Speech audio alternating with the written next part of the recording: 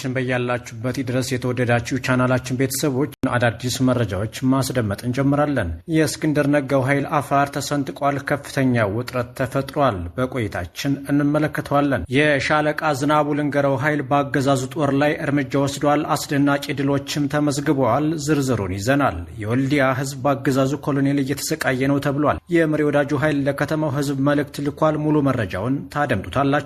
የብልጽግናው አገዛዝ የህክምና ተቋማትን በወታደራዊ ኃይል እየሞላቸው ነው። ታካሚው በህክምና ጦት እያለቀ ነው። ሐኪሞች በአመፅ ቀጥለዋል። ዓለም አቀፉ ተቋምም ቁጣውን አሰምቷል። የመረጃችን አካል ነው። የፖለቲካ ፓርቲው ወደ ትጥቅ ትግል ወደ ጫካ እንዲገባ እየተገደድኩ ነው ብሏል። የኢትዮጵያ መንግስት ግፍ እንደመረረውም ገልጿል።